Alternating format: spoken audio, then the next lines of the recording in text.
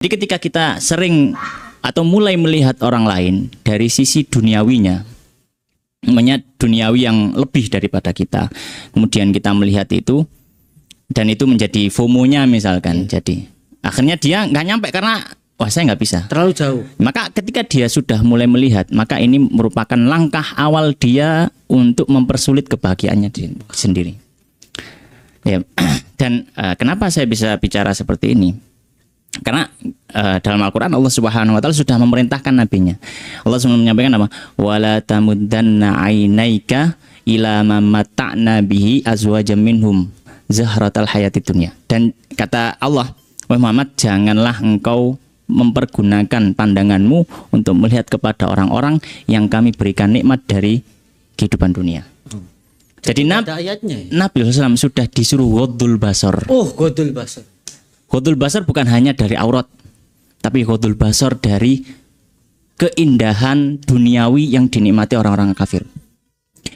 Karena Nabi hidup di zaman itu, kekayaan itu ada di Roma dan Persia. Dan Roma dan Persia adalah orang kafir. Keistimewaan apa ya istilahnya, ya pepaes dunia gitu ya. Keindahan dunia itu kita ngiblatnya ke sana. Kalau sekarang ya mungkin kita ngelihat drakor, kayak drakor kono sing melarat-melarat gitu ya. Ada urip nangis. Bahkan di drakor itu orang miskinnya tetap ganteng. Orang miskinnya tetap cantik ya. Orang miskinnya tetap oplas. Iya, luar biasa sekali. Kita melihat ke apa namanya film-film dan seperti atau mungkin tren-tren semacam itu kayak ya apa namanya hal-hal semacam itu. Makanya Allah SWT melarang Nabi SAW untuk tidak mempergunakan pandangannya memandang orang-orang diberikan kenikmatan di dunia. Kemudian Allah menyampaikan linaftinahum fi. Tujuannya kami berikan mereka itu kehidupan dunia, kami berikan fitnah itu. Sebenarnya kehidupan yang indah luar biasa itu sebagai fitnah mereka, cobaan mereka.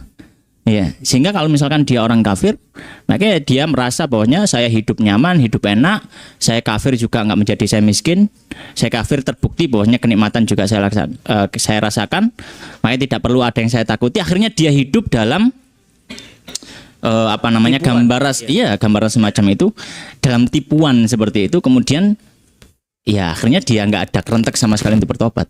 Akhirnya dia mati dalam kondisi kafir. Dengan dunia. Iya. Yang kita sampaikan, janganlah kita melihat kepada orang lain di nikmat-nikmat yang dinikmati oleh orang lain. Dan apa namanya, saya pernah mendengar satu ucapan yang sangat bagus, di mana diucapkan dalam ucapan ini, semakin banyak kita membuat syarat bahagia, semakin kita sulit bahagia. Oh, syarat bahagia.